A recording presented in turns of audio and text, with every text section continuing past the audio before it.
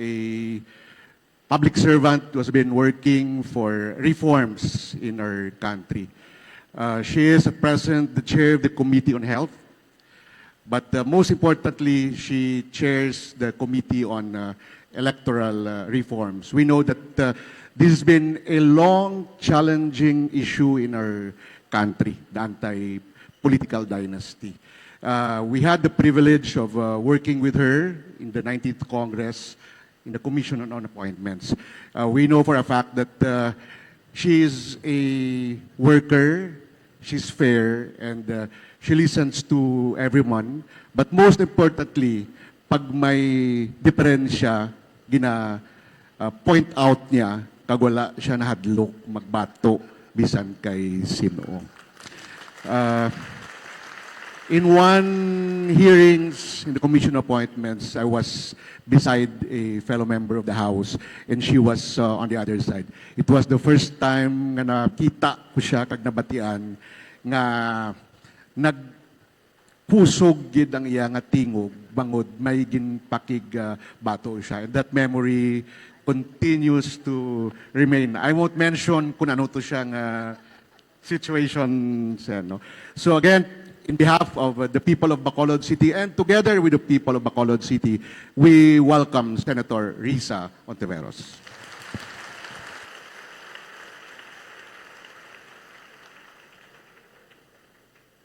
Damo nga salamat, Mayor Greg, for that happy, angry memory. Alam ko kaagad sino yung naalala nyo. Anyway, maayong aga. Maayong aga sa tanan.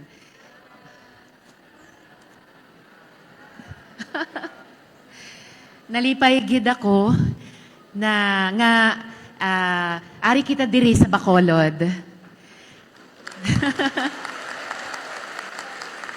Special ini para sa akon kay kami nga mga Ontiveros, taga Western Visayas gid. Mostly sa Panay kag damo mga paryente namon diri sa Negros. Isa na si Vice Mayor Justin, primo ko. Good morning, Vice.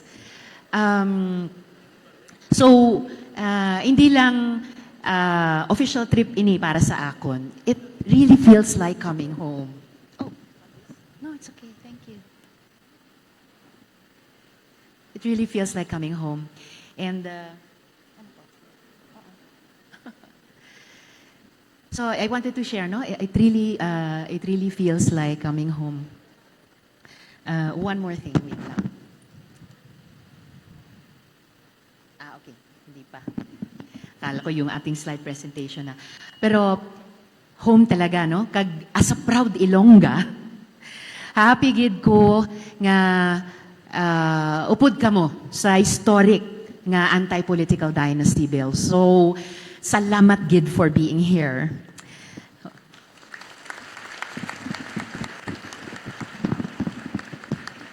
So hindi na po lingid sa kaalaman natin ang mga pinsalang dulot ng sistema ng dinastiya. Kung saan nangingibabaw ang konsentrasyon ng kapangyarihan sa iilang pamilya, madalas matatagpuan rin ang korupsyon, kahirapan at kakulangan ng pananagutan o accountability. Sa halip na serbisyo publiko sa ordinaryong Pilipino, personal na interes at pakinabang ang madalas na nagiging sentro. Nandito po tayo ngayon para baguhin ito, no?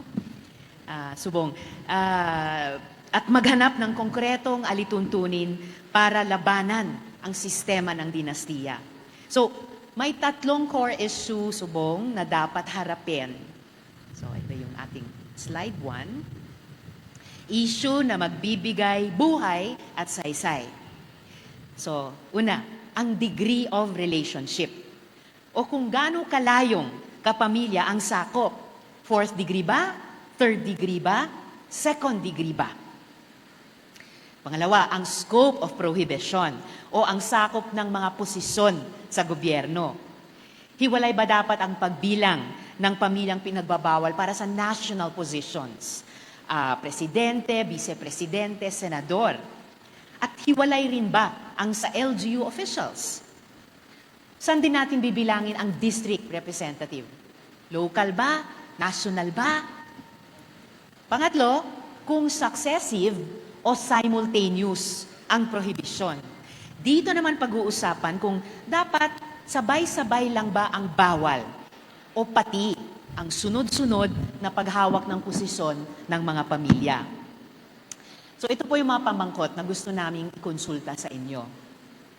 Ang kinahanglan po natin ay isang lei kontra dinastiya na praktikal at may pagkakasundo.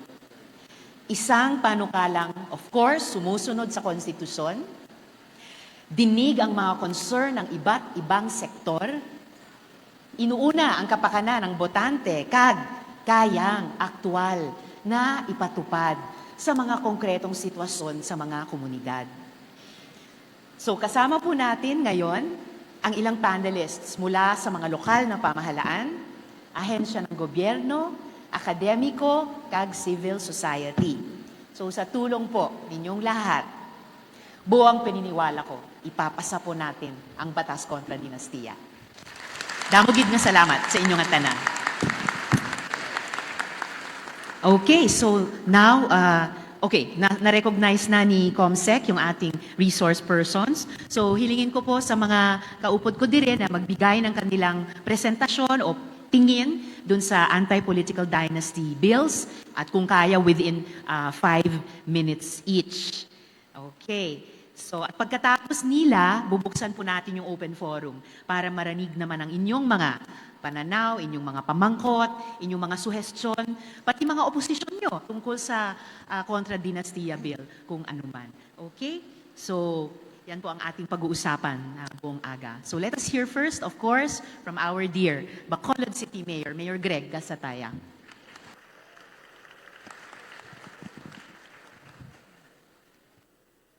Yeah, thank you, Sen. So on the part of, I'm speaking for on my behalf, Sen, because we know that anti-political dynasty has been a pressing challenge, even in Congress, and also on the local, much more and also even in the barangay level. So siguro, mag-clear lang, I agree with kung sinong sakop. Number two, kung anong views with regards, like, even sa national, kung pwede ba na magkakapatid na mga senators, on Congress, kung iba't ibang districts, at saka kung anong level of degree, either by affinity or consanguinity. No?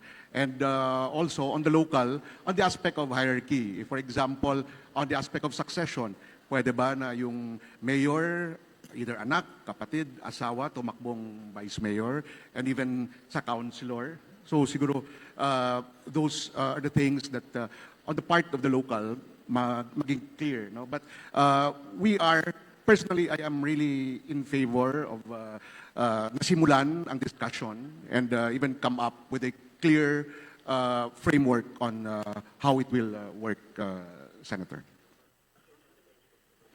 Salamat, Gid, Mayor Greg. Subong, okay. Let's hear from Vice Mayor of Himamaylan, Vice Mayor Justin Gatuslao. Okay. Sa aton pinalangga nga senadora Risa Ontiveros, sa aton mayor sa siyudad sang Bacolod nga taga-Maylan maning pamilya nila si Mayor Greg Gasataya. Of course, KAMSU President, mga lubnan is here with us. Part-time instructor man ako sa KAMSU Binalbagan niya. So I feel like coming home to family as well. Mayang aga gid sa inyo nga tanan. I wanted to be very clear sa akon nga statement this morning because I'm very sure that a lot of discussions will be made by whatever we say here this morning. So allow me to read. I timed this, don't worry. Hindi ni maglapaw 5 minutes. Ha? Okay. Today we gather to discuss a long-awaited addition to our body of laws. One that seeks to finally define and institutionalize the prohibition of political dynasties as envisioned by our Constitution. It may have taken nearly 4 decades for our political system to arrive at this moment of clarity. Still, the fact that we are having this conversation at all is a step forward. And it is especially meaningful that we are having it here in a university where ideas are tested, convictions are framed, and young people begin to imagine the kind of society they want to build. Let me be clear. I belong to a political clan, one often described as among the longest standing and most enduring in our province. And yet I am here with you today to say plainly and clearly without hesitation that I support the passage of an anti-political dynasty bill. That position did not appear overnight. It has been shaped over the years by experience, family feuds, kapalugin ni si Attorney Jess, painful disagreements, political conversations and difficult conversations, as well as very awkward family reunions. Remember, political families may wield influence, but we are still human families with all the tensions, expectations, and complexities that come with shared history and shared power. Of all the proposals before us, I believe the most meaningful and effective is the prohibition on succession to the same office by relatives within, di naman tama istorya, third or fourth degree. We have seen this pattern for generations. A position passes from parent to child, from sibling to spouse, from cousin to cousin. Okay? A ban on succession addresses the real democratic concern, which is not simply kung sino ang nagapadalagan, pero kung sino bala naga-continue nga naga-hold sang poder nga wala sang interruption. It breaks the chain of continuous family control. It creates space for competition. It allows institutions to develop beyond personalities. You know, it's often said that 1 week is a long time in politics. Imagine 1 full term of an interruption. Imagine what that means for power to rest even briefly in different hands. Allow me to close on a more personal note. When I was first elected 10 years ago, I was also given the privilege of serving as an instructor in social sciences in a state university. In the classroom, I saw firsthand the determination of young people who study not because power is waiting for them, but because of possibilities in their future. That institutions should be stronger than individuals, that public service should remain open to anyone willing to prepare, to work, and to serve.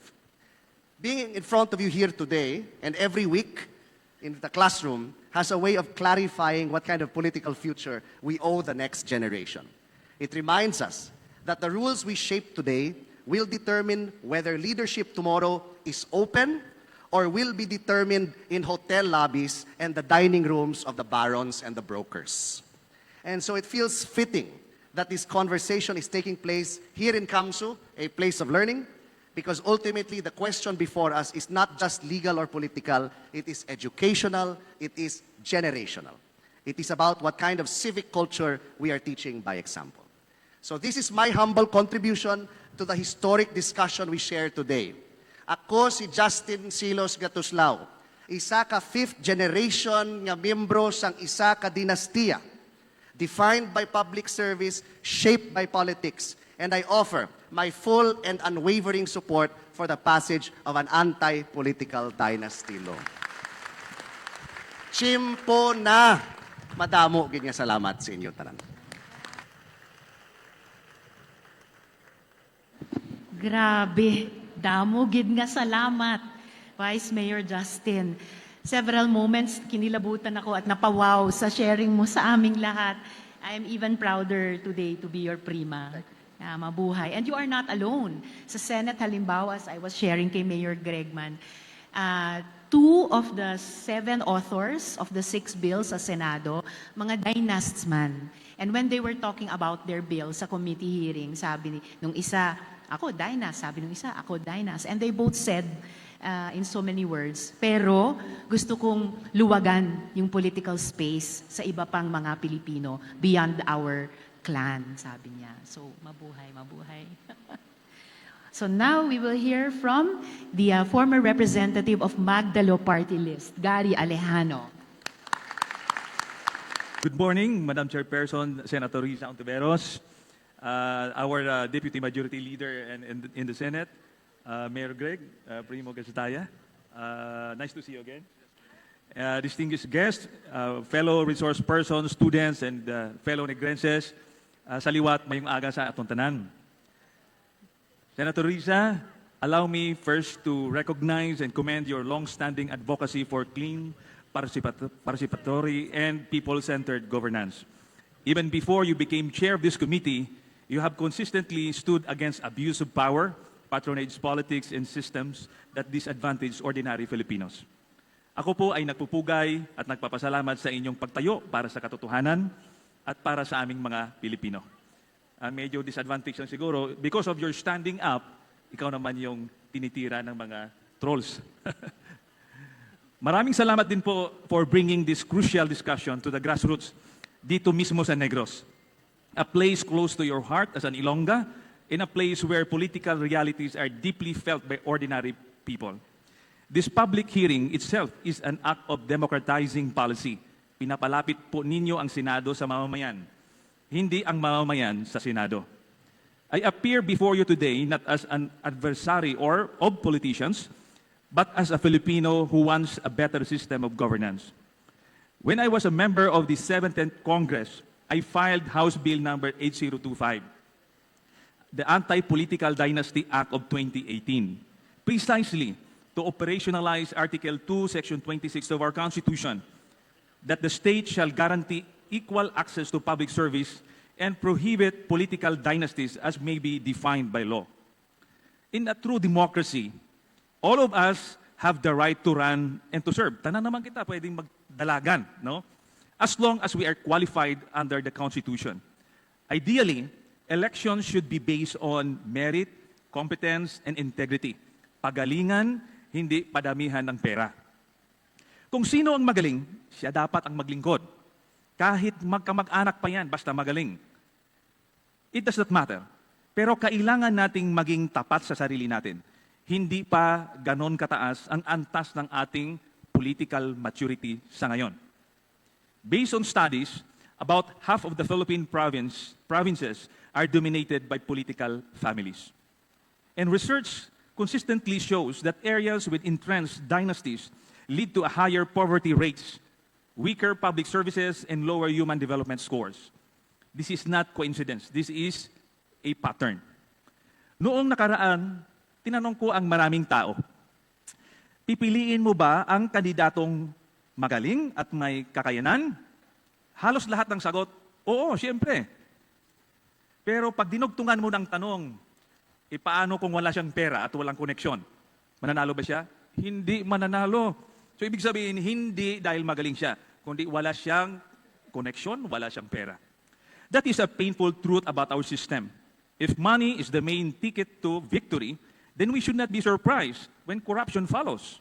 And this system is most efficiently perfected by political dynasties because they control not only positions, but resources, networks, and the very decision kung sino ang magdalagan.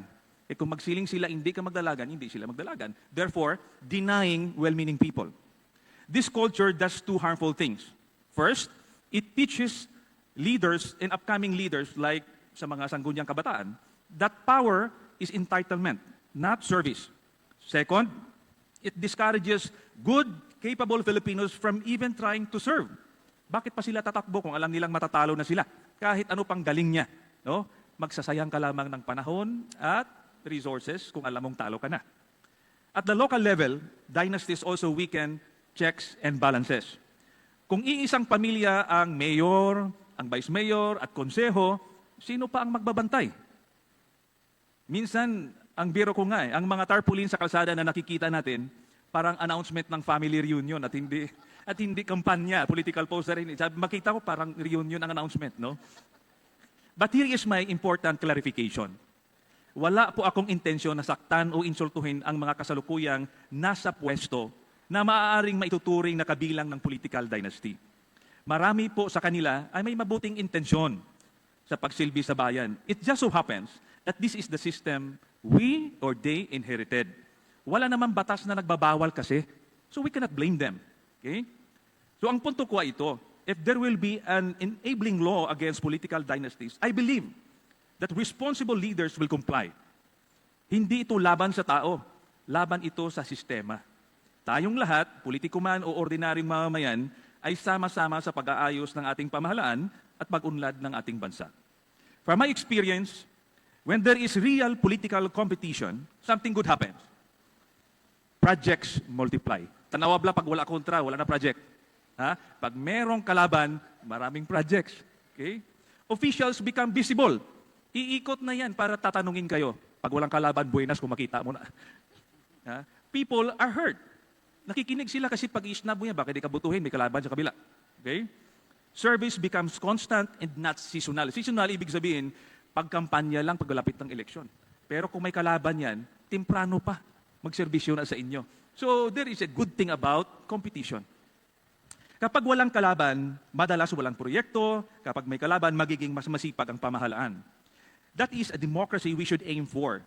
One where power is dispersed, accountability is strong, and public office is open to all capable Filipinos, not only those with familiar surnames. Madam Chair, I hope the Senate will finally turn our constitutional promise into reality so that public service becomes pagalingan, hindi padamihan ng pera, consultative, hindi oppressive, aktibo, hindi absentibo. Maraming salamat po and I look forward to this historic discussion. Maraming salamat. Mayong aga. Damogid nga salamat man, Rep. Gary. Oh, kids, binanggit ni Rep. Gary yung SK. Take note, umaasa kami sa partisipasyon ninyo lahat, lalo ng mga younger Negrenses present, younger Bacolodnons. Kay aside from the Bangsamoro, SK lang ang government structure or institution natin na mayroon ng anti-political dynasty provision. So, we have something to learn from you, from your SK, even sa ganitong konsultasyon sa isang anti-political dynasty law. Okay, now let us hear from the former mayor of Don Salvador Benedicto, law professor. Wala pa siya. Okay, maybe we will save the best for last pagdating niya. Okay, unahin po natin mula sa University of St. La Salle sa Bacolod, si Dr. Bernardo Eres, PhD.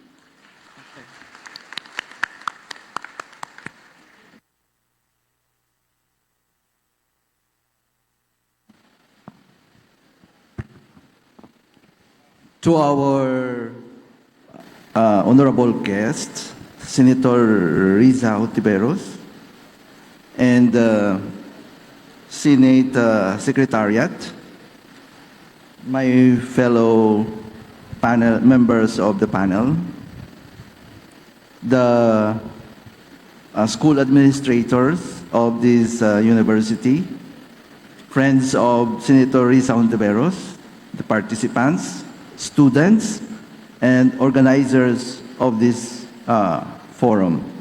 A blessed good morning to everyone. I'll go straight to my reaction. The anti-political dynasty bill raises a fundamental moral question. Who truly owns political power? Is it the people, or it belongs only to political families? At its heart, this proposed legislation is not simply about restricting relatives for running for office. It is about addressing the concentration of power that gradually transforms public service into inherited privilege.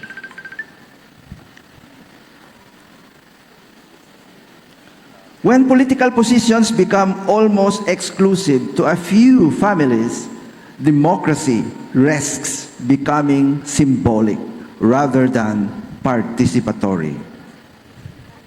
From the perspective of social ethics and Catholic social teachings, because this is where I am coming from, this touches directly on the principles of the common good, human dignity, and participation. Every citizen should have a fair opportunity to serve, and no social structure should systematically exclude the poor, the unknown, or the unconnected. At the same time, we must be fair and balanced. Not all political families govern poorly. Some have genuinely served with competence and integrity. Moreover, we must guard against reforms that unintentionally restrict people's freedom to choose their leaders. Therefore, the ethical task before us is not to punish families, but to correct a system that allows excessive concentration of opportunity and influence. My hope and prayer that this bill will be accompanied by a strong political party reforms, transparency mechanisms, and leadership development programs, so that new leaders, especially from marginalized communities, can truly emerge. Ultimately, democracy flourishes not when power circulates within bloodlines, but when leadership becomes accessible to all who are capable and willing to serve. That's for the reading of my reaction, Your Honor. Thank you, and good morning. Salamat, Dr. Eres. Ang ganda po yung paalala nila na this is also about ethics. This is about the common good. This is even about yung tinuturo ng iba't ibang mga pananampalataya, including Catholic social teaching. So, damogid nga salamat. Now, we will hear from nakakatuwa. Dating mayor ng Don Salvador Benedicto, law professor diri sa Negros Occidental, University of Negros Occidental, Recoletos, UNOR, Attorney Jose Max Ortiz.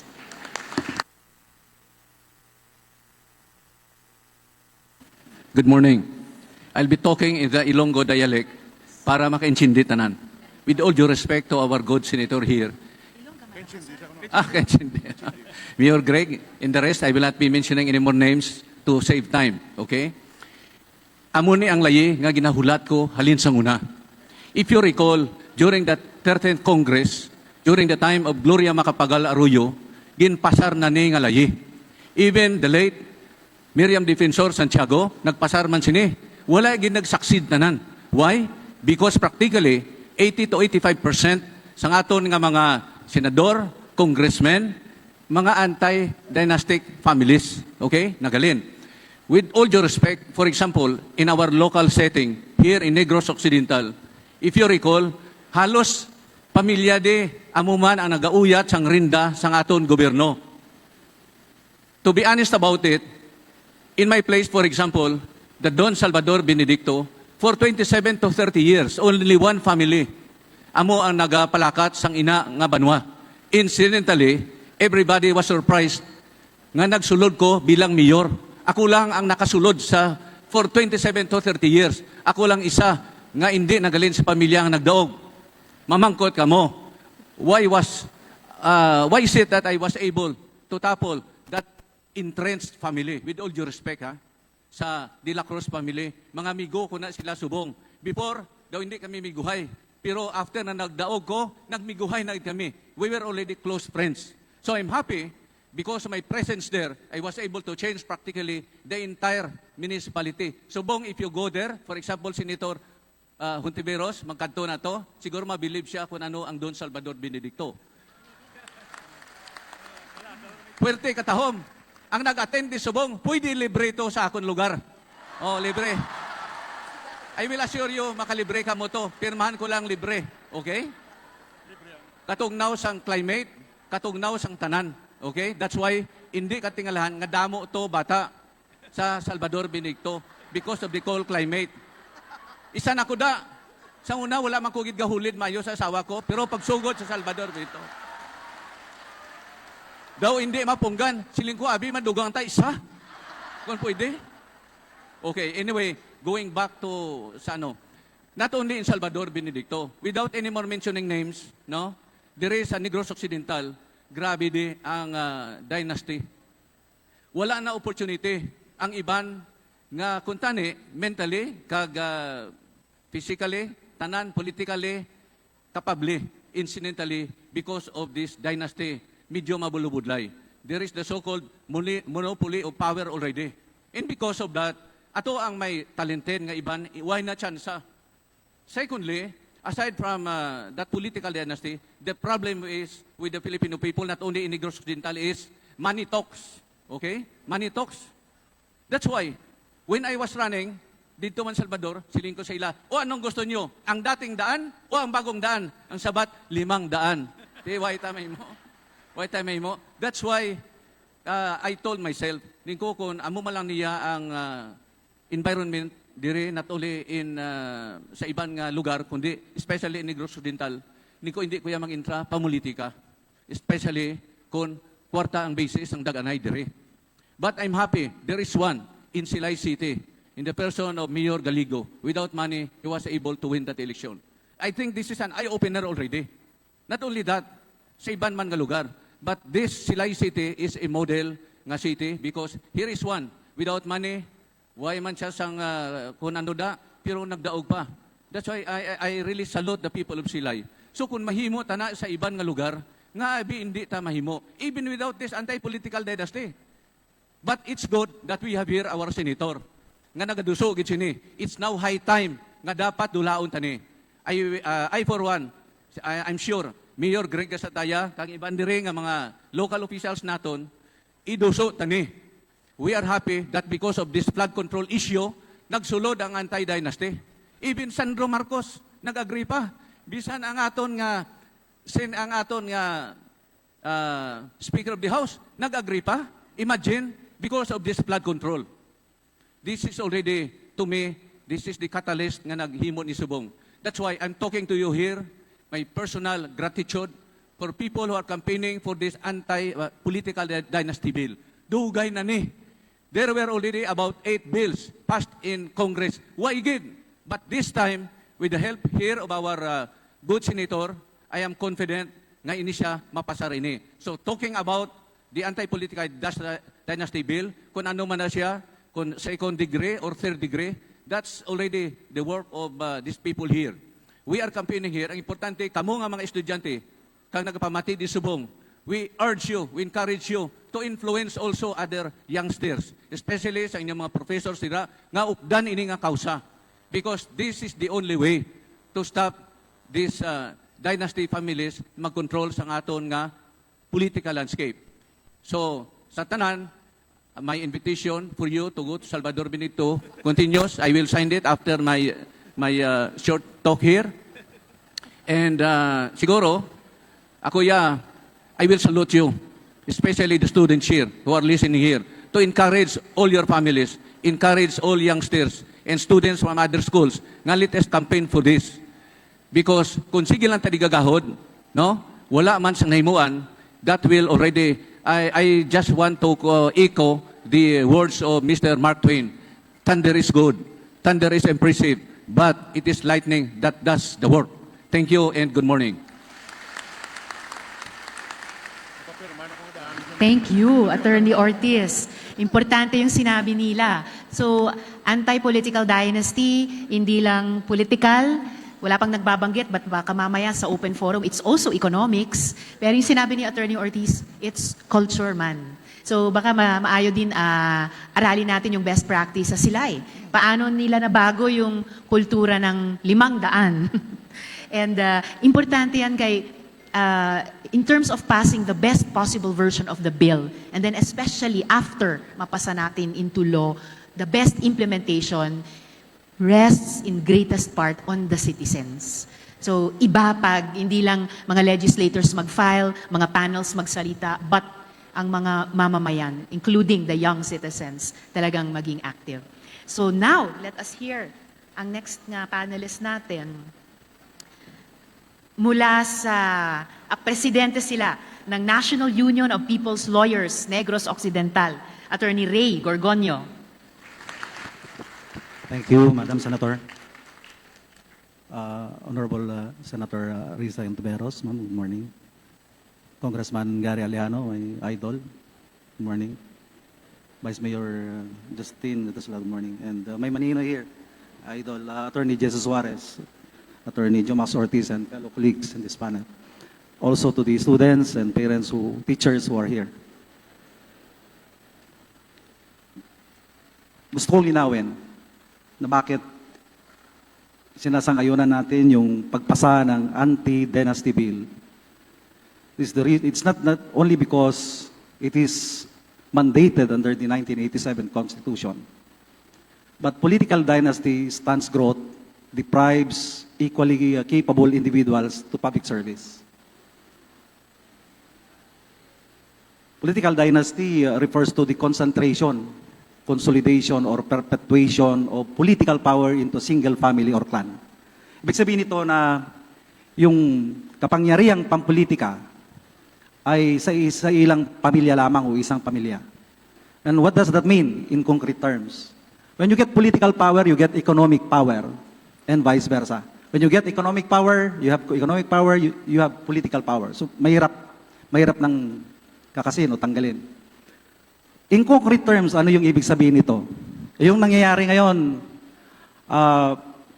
marami yung from above, no, president down to the municipal or city level, magkakamag-anak, paano nangyari?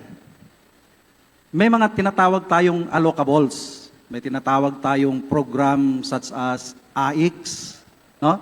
Purpose, ano pagid?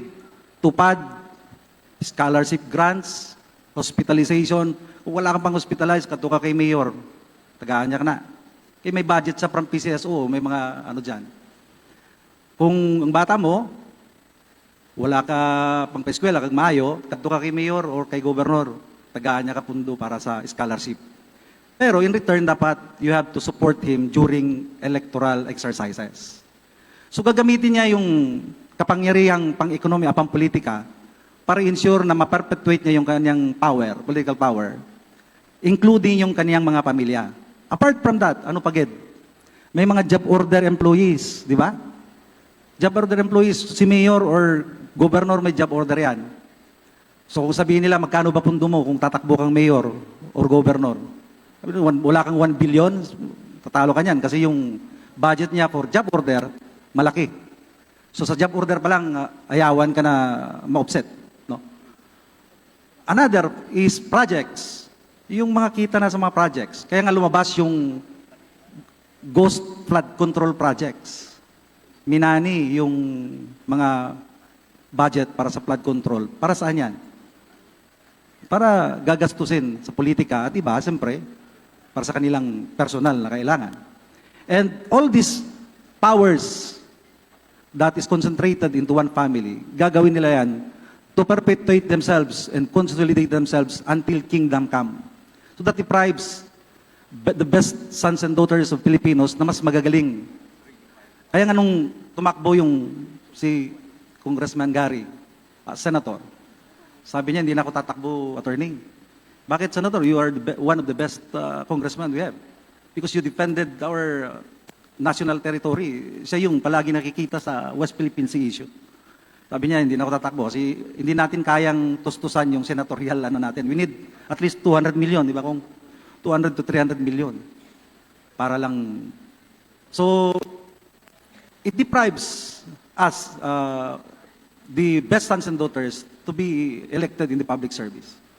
Kaya dapat, it's already time that this anti-dynasty bill has to be enacted into law. Madam Senator, I've been reading the different versions of the anti-dynasty bill from House bills to Senate Bill number 30.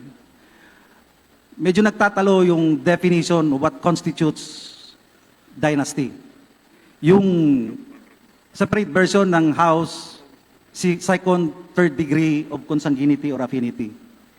And yung Senate bill, mayroon din second, third, and fourth degree of consanguinity or affinity. Pero isa kong napansin dito, even sa House Bill number 30, yung term na elective office simultaneously with the incumbent elective official. Ito, kami mga abogado, mahilig kaming maghanap ng butas. So, Siyempre, kung pupunta yung client namin, tatanungin, attorney, hindi na ako pwedeng tatakbo kasi misis ko, mayor. So, hindi ka pwedeng tatakbong vice mayor or congressman because meron na. Nag-advise mo lang naman, hintayin mo muna matapos yung misis mo. Ikaw na lang yung successor. So, wala yung succession dito. So, it should be, ang observation ko is para masaradaan yung gray area simultaneously or by succession to prohibit political clans or political families from perpetuating, consolidating themselves into power.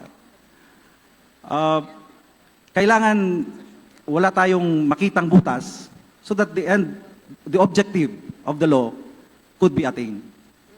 So that the best sons and daughters of our country will have the opportunity to serve the Filipino people. Yan lang po at maraming salamat. Damo nga salamat man, Attorney Gorgonio. Actually po, mayroon, well, at least in yung Senate bill ko, maybe of some other colleagues, at yung House bill sang Akbayan, kina Rep. Chel, and maybe also some of their colleagues pa sa House, kasama na po yung succession. Pero salamat, Gid, for pointing out na hindi dapat yan maging loophole sa final law. Nabanggit din ni Vice Mayor Justin yun kanina na yung ban against succession, nandun sa ilang versions and sinusuportahan niya. So, salamat, Gid, sa liwat. Attorney Gorgonio. Thank you, Senator. Thank you po. Now, let us hear. Okay. Kabaro ko, kapwa leader kababaihan. Mula sa Partido Manggagawa, Priscilla Goco. Magandang umaga po at mayong aga sa tanan. Salamat, Gid, sa pagkanto sang kabaro. Yes, kabaro. Hindi lang siya kabaro, kauri din siya dahil isa sa tinatagurian naming champion ng labor rights at women's rights. Ganon din sa good governance. Pinagmamayabang po namin siya na isa sa mga masugid naming taga-suporta bilang mga manggagawa. Ako po si Inday Goco na kumakatawan ng PM Negros o Partido Manggagawa Negros.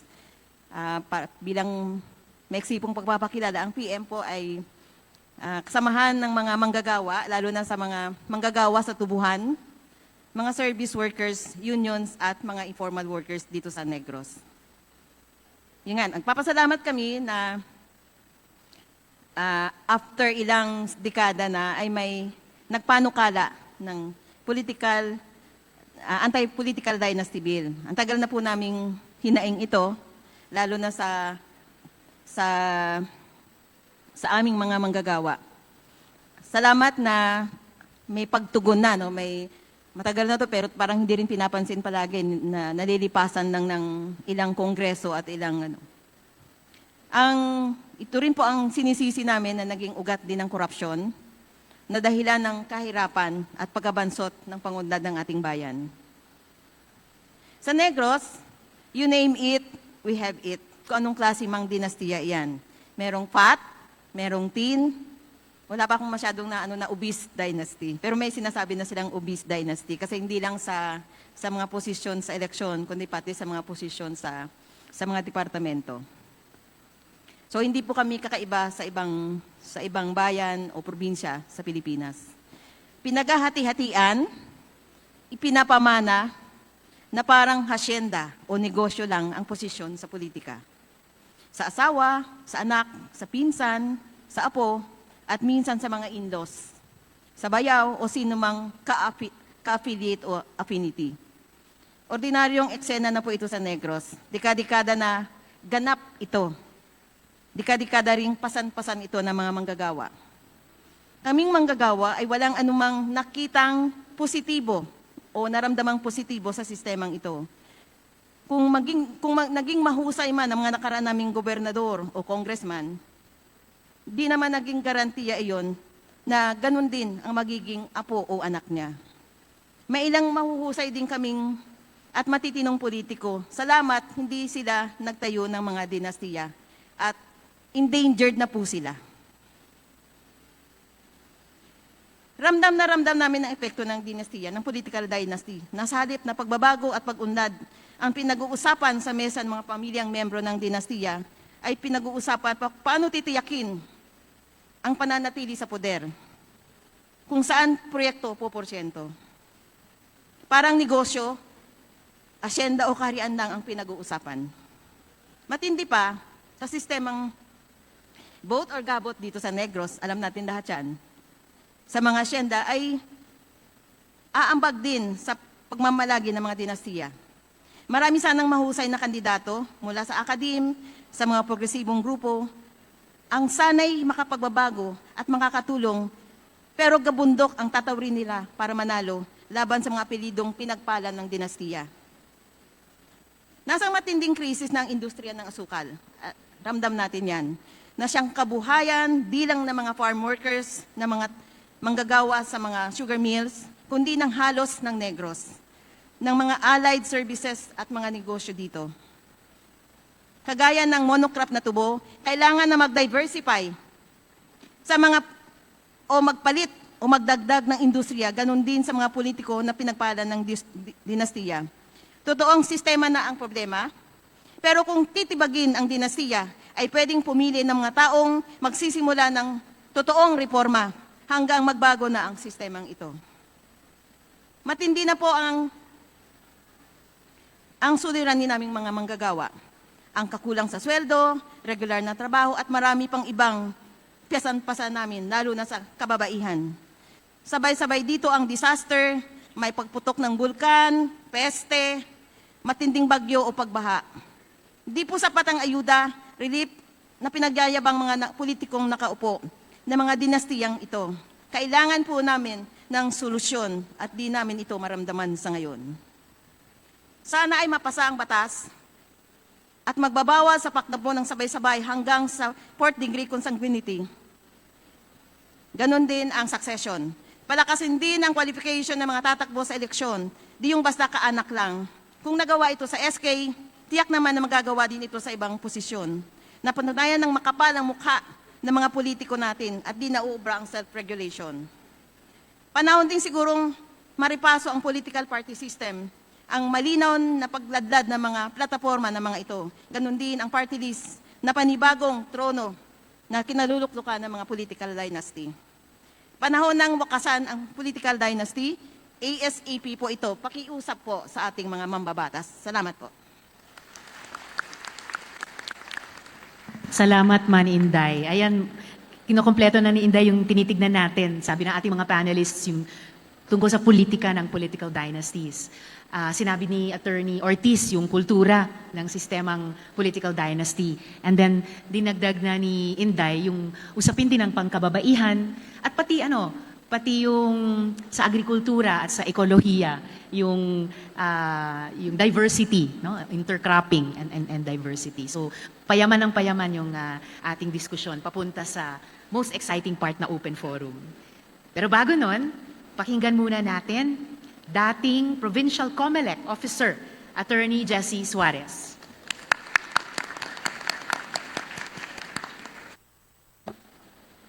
Hello. To our chairperson, Honorable Risa Ontiveros, to our very own Mayor Greg Casataya, my partner, Attorney Jomax Ortez, Vice Mayor Justin Catuslao, miguay kami, papaya mo. To my ihado, Tony Greg Gorgonio, to my partner, Inday Goko, to the new developing leader of Bacolod, Ken Taylor, Akbayan Youth, and to my partner also, Doc Burns Eres. I am Jess Suarez, the Provincial Election Supervisor, but I retired last November 20, 1920. I am now connected with the civil society.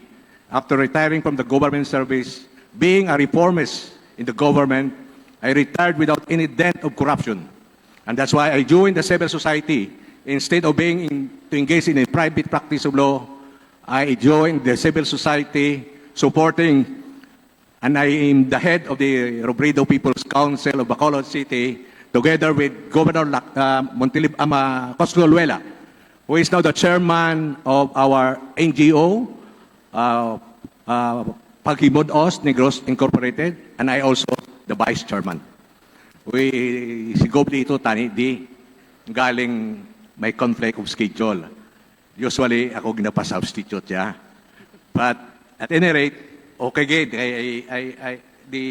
The topic right now is very conducive to the incoming political fever sa aton nga bayan ngayon, no? So kagina damo na nag-istorya party political dynasty. But wala gid namon ma-mention ano bala ang provisions ng Constitution. So I prepared a little speech here. The wording of Section 26 of Article 2 of the 1987 Constitution unmistakably express the state policy of prohibiting political dynasty. However, the provision is considered non-self-executing because it expressly conditions the prohibition on legislative definition.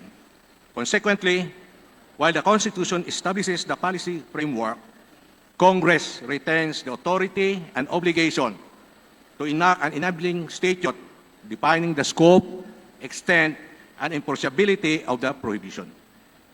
Section 26 of Article 2 of the state policies state, the state shall guarantee equal access to opportunities for public service, and, tandaan ang word nga and prohibit political dynasty as may be defined by law. So as can be read from this provision of law, tatlo ka-parts ini.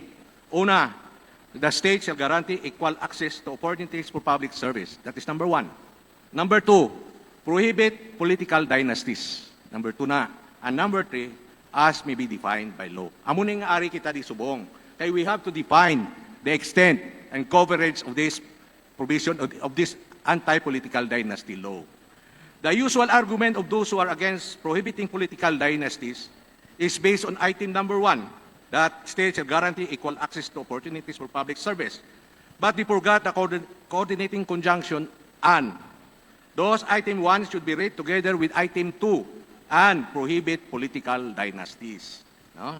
Therefore, the prohibition of political dynasty is one of the constitutional mechanisms that the premiers of the 1987 Philippine Constitution in upholding equal access to opportunities for public service.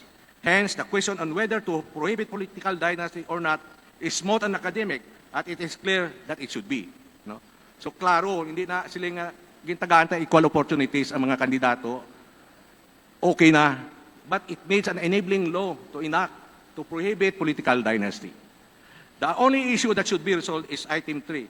It has been 39 years since the 1987 Constitution directed Congress to define what political dynasty should be prohibited. That the phrase has been defined by law delegates to Congress. That's why nandito ang ating chairman because of the consultative among the constituents, no?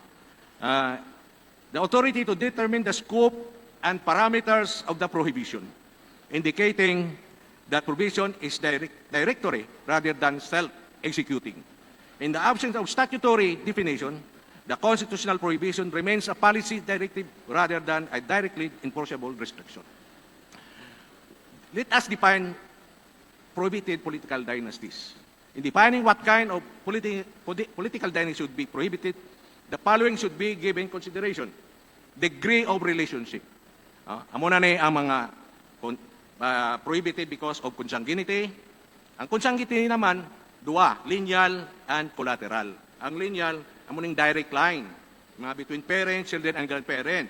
Ang collateral, mga remote relationship na mga cousin. Muna siya. Affinity is classified because of marriage. No? My direct, it exists between husband and wife, relation by blood, or between the wife and the husband, relation by blood. And secondary is between spouses and other spouse relatives by marriage. And collateral exists between the spouse and relatives of the other spouse relatives. Gasanga. No? Di ko hindi mo ni matap na nagadamo ni ang iya sanga. No? Kagdamo, kung nagdamo ang sanga, damo ang mapasilong sa sanga, kay nagdabong ang sanga. Okay? No? But there is a gray areas. And problema, gray areas to be resolved. Informal or de facto relationship. Ano ni? Sa common law partnership, querida, mistress, upod sila, are the relatives of the mistress or paramour covered by this law? Because of this de facto relationship. So dapat i-resolve ni siya. Kaya amo pa ning mga maisog. The other woman, isog ni siya. Gapahimuyong na lang iha ang first. No? So, i-resolve ning gray areas nila ni Chair. Nga, amo ning gahalinan sang ilinaway mismo. Nga nga daw laban pa tong iya, kay other woman man ang siya, kuya. No? So, damo, no? Okay. In determining what the gray, I believe that laws should be created in harmony with other laws. With other laws.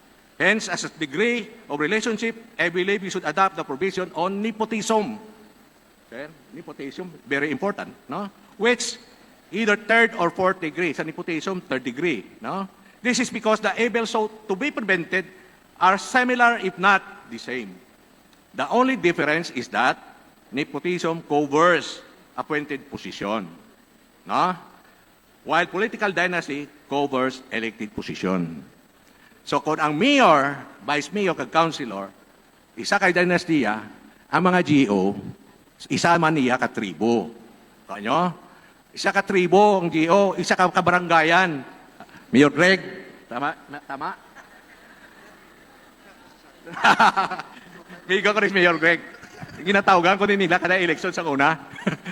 Tanan nga politiko, katawag na sa una, Hello Garcia, na gatawag na sila sa akon. But I am very amiable to all of them. That's why mga friend ko ni sila tanan. Wala kay ko kontra, nag-retire lang ko, wala kay ko nila naaway. Okay? So, Congress in its lawmaking power may apply by analogy the definition of nepotism under the local government code, no? And the administrative code of 1987. If we did so, we could have saved ourselves 39 years of waiting for them to comply on the directive of 1987. Ugid nga salamat, Attorney Suarez. Ang mga sagot ni seatmate ko, Mayor Greg sa mga pamangkot ni Attorney Suarez, not necessarily hindi sa Bacolod City. Nakita po natin, nag-Political Dynasty 101 na tayo kay Attorney Suarez. Very, very instructive. Pati yung mga potential gray areas, parang yung potential loopholes na sinabi ni Attorney Gorgonio kanina. Nakakatuwa kasi ito yung pangatlo pa lang na consultation. Yung unang-una sa Pasig City, merong isang leader kabataan doon na nagsalita na aside from banning political dynasty sa pamamagitan nitong lei, another path could be through the local government code. Nabanggit man ni Attorney Suarez just now. At doon sa kanila, kay attorney, pwedeng area para limitahan o iban yung nepotism, no? So pati sa appointive positions. So pwedeng balikan yun mamaya sa ating open forum kung merong gustong mag-follow up. But last but not the least sa ating mga panelists, kasi sabi nga ni Gat Jose Rizal, di ba, kayong mga kabataan ang pag-asa ni Inang Bayan. Like about the policies, no, nga ginapropose bong, is giving power to COMELEC to actually disqualify ang COC or to not accept ang COC if ara ka sa political dynasty. And I think that's a very strong provision in case nga madala siya sa policy, no. And to cap siguro my point, no. I think I've established very clearly that we are affected. The youth is affected by political dynasties. But we can't also say nga dauguntan ni Senator Risa ang political dynasty. This is not Senator Risa's campaign alone. And most importantly, this is our campaign for our future. So, i-echo ko man nga ba sa fellow panelists, let's campaign to other young people, campaign to our parents, because kagina maging interview ko sa radio, hambal nila, Ken, do you think that it will pass in Congress because damo-damo man na political dynasty? My answer, I don't put my hope sa mga people in power. I put my hope sa pumuluyo, sa people. Nga kung magtudo ang aton panawagan, nga ipasa ang political dynasty, ang anti-political dynasty bill, we will pierce through the walls of the Senate, we will pierce through the walls of the Congress, and they will listen to us. So let's campaign for the anti-political dynasty bill, and let's let them know, no? Let's make them know that young people want change, want reform, and not something adol out lang but sustainable. And that we can achieve through the anti-political dynasty bill. Thank you. Thank you very much, man, Ken. Maging totoo yan, ha? You will pierce through and we will listen to you. Kasi take note, pinag-usapan din namin ni Mayor Greg kanina, for the first time, may 6 na bill sa Senate, start pa lang 1/4 ng Senate, mga authors, pito kamo. Sa House, they have 22 bills, kasama yung Speaker at Majority Leader nila. For the first time, isinama na priority legislative agenda ng LEDAC, yung Legislative Executive Development Advisory Council, kasama ang Presidente. So, samantalahin natin lahat yung mga pagkakataong iyon and really allow and make Congress finally pass an impactful anti-political dynasty law. Kanina sinasabi natin, gusto nating luwagan yung political space for more Filipinos beyond the dynasty. So speaking of space, we are this whole morning in a very special space nagbukas sa atin para sa ating consultation. So pasalamatan po natin at palakpakan ang Carlos Hilado Memorial State University. Damo gid na salamat. Gangster, you know, we do that better than anybody. I bet you got it twisted, you don't know who to trust. So many player hating niggas trying to sound like us. Say they ready for the front, but I don't think they know it. Straight to the depths of hell is where them cowards going. Well, all you still down, nigga, holler when you see me. And let these devils be sorry for the day they finally free me. I got a caravan of niggas every time we ride. Hitting motherfuckers up when we pass by. Until I die, live the life of a boss player. Cause even when I'm high, fuck with me and get